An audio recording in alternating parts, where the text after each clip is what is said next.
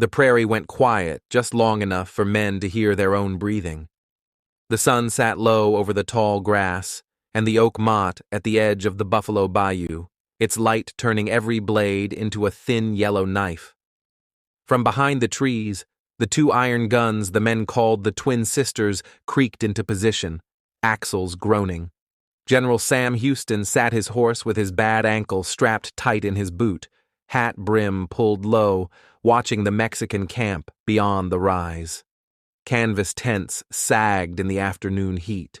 Soldiers in blue and white lounged, some asleep, some cleaning muskets, some cutting strips of beef over coals. Their commander, Antonio Lopez de Santa Anna, had pushed hard for weeks and was sure the little army in the trees would run like the others had. He had even sent men to lie down with their packs as if this was any other day. The men in the Oaks had been running for a month. After the fall of the Alamo in early March and the executions at Goliad near the end of the month, whole families fled east in wagons in what Texans would call the runaway scrape. Houston, newly in command, refused to stand on open ground with raw volunteers. He ordered a retreat eastward, drilling on the move. Boots wore thin. Rain turned roads to paste. He gathered ammunition, argued with officers who wanted a fight now, and waited for a field that would let a smaller force hit hard and finish fast. On April 18th, his scouts picked up the trail of Santa Anna's division near the San Jacinto River. A marsh, a bayou, and a low ridge shaped a pocket of ground where a sudden attack might crush men who had no room to form. On April 20th, the armies came into sight of one another. Houston slipped his 800 or 900 men through timber along Buffalo Bayou and posted them by the trees and the little rise.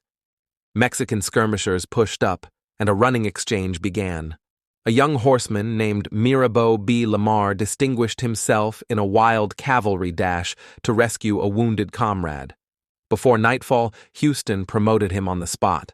After dark, the Texans lay in tall grass listening to mules clink harness and men murmur in Spanish across the plain. The ground smelled of damp earth and wood smoke. A northerly breeze carried the faint edge of the sea. At dawn on April 21st, reinforcements, about 500 men under General Martin Perfecto de Cos, marched into Santa Anna's camp, hungry and worn out. Confidence grew with their arrival. Pickets thinned. Men stacked arms and dozed. Santa Anna, tired and content that the enemy would not move while outnumbered, allowed the afternoon rest to drag. Across the bayou, Houston met with his artillery chief, George Hockley, and his infantry commanders, Edward Burleson on the left and Sidney Sherman on the right. The plan was plain: silence, speed, and a blow that did not stop. Before the main body moved, a detail rode out under Erastus Deaf Smith and took axes to Vince's Bridge over Vince's Bayou, the plank road that served the Mexican rear. Smith came back with splinters in his hat and shouted that the bridge was down. That meant there would be no easy retreat for either side. Houston looked at the sun. It stood past 3. He gave the order. Men pulled blankets from the cannon mouths. Drummers did not beat. Fifes did not play. The line stepped out of the timber into knee-high grass, bodies low, hats pushed down. Burleson's 1st Regiment held the left toward the river. Sherman's 2nd Regiment angled to the right toward the oak motte. The Twin Sisters rolled forward in the center, each served by crews who had drilled for this minute every night on the march. On the far right rode the little cavalry under Lamar, pistols primed and sabers loose in scabbards. They crossed the last 100 yards at a trot that turned to a run. Hockley fired the first round of case shot, tin canisters that split in air and swept the Mexican camp with whistling iron. The smoke blew sideways, clearing their view. Houston stood in his stirrups and swung his hat. The line broke into a shout that had been waiting since March. "Remember the Alamo! Remember Goliad!" The words hit the camp first. Then the men did. Caught with stacked muskets, many Mexican soldiers bolted for the brush or dove for their arms.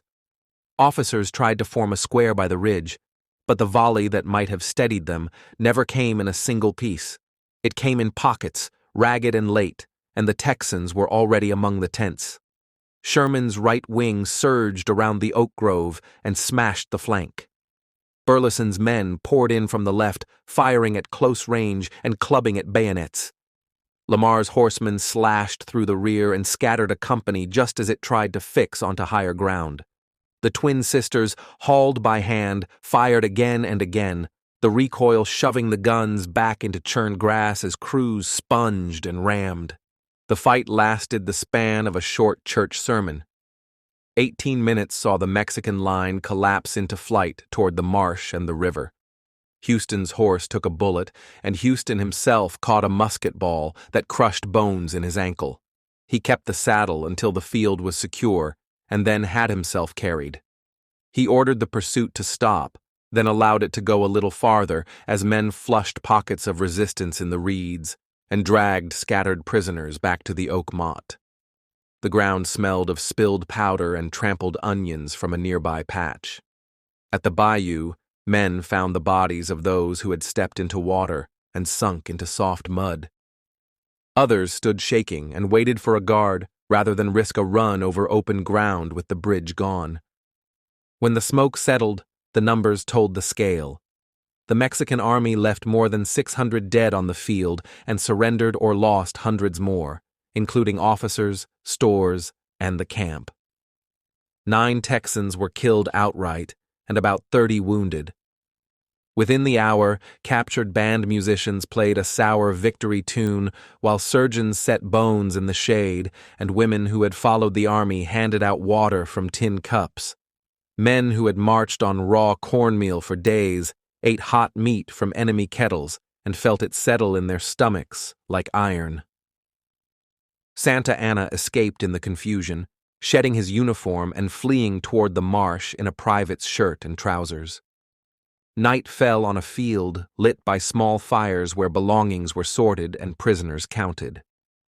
The next morning, April 22nd, scouts found a disheveled soldier hiding in the grass. Prisoners recognized him first. "El Presidente!" one cried. A ring was produced, a scarf. Enough small signs collected that there could be no doubt. Santa Anna, stunned and sick with fatigue, was brought before Houston, who lay on a blanket with his wounded ankle bandaged and his face set against the pain. Through an interpreter, Santa Anna ordered his remaining troops to withdraw south of the Rio Grande and agreed to terms that would become the public and secret treaties of Velasco. Houston did not lift his voice. He asked only for compliance and quiet. Word went ahead of the official couriers. Riders carried the news to the refugees on the muddy roads to the Sabine. At ferries and farmyards, women let out the breath they had been holding since March. Men took hats from their heads in the middle of work and stared at the ground. A minister who had buried men from Goliad said a prayer without notes and wept into his sleeve. The larger Mexican army, still in the field, made camp a long way from any fight now that its commander was in Texan hands. Out on the prairie by the river, men who had charged through smoke 18 minutes earlier fell asleep sitting up with rifles across their knees. In the weeks that followed, the new government moved quickly. Prisoners were exchanged. Units were disbanded to go home and plant. Houston, riding in a litter, received visitors who came to see the man whose choice of ground and hour had turned a rout into a republic. The wounded general said little and let his ankle speak for him. He had been pressured to stand in March, and he had refused. He stood in April when he had cover for his left, a clear field to his front, and a bayou at the enemy's back.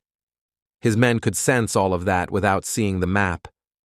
They saw tents, stacked muskets, and the low ridge where the first shot would count the most. The field itself remained a place of plain details. A broken drumhead lay by the oak motte. A cap box with its flap torn sat in the grass until a boy picked it up and wore it home. The twin sisters left ruts that filled with rain and held water until summer baked them dry.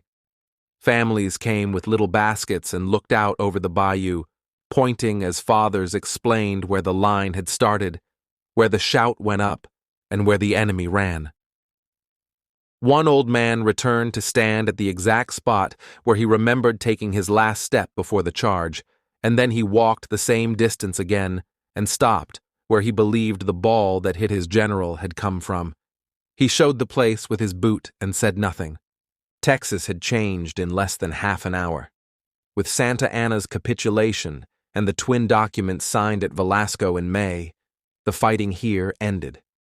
Arguments over borders would last years, but the independence declared back in March was now matched by a result on the ground that no one could ignore. The men who had held their nerve through retreat and rain went back to cabins and rail fences and graves that needed marking. They would remember onion blossoms in trampled dirt, and the sight of a broad hat lifted once in the smoke, and the sound of a fuse hissing down into an iron throat. On the afternoon when it mattered, silence and speed did what long speeches could not. A general chose a pocket of ground, a bridge fell into a bayou, 2 cannons spoke, and a fight measured not in hours but in minutes decided the future of a country that did not yet have coin or law enough to ease its way. Whoever came later to argue about maps still had to begin here, in the grass of the San Jacinto, where the sun slanted, the camp slept, and men stepped from shadow into light at a run. Thank you for listening to Deserted Trails. Subscribe for more forgotten stories from the old frontier.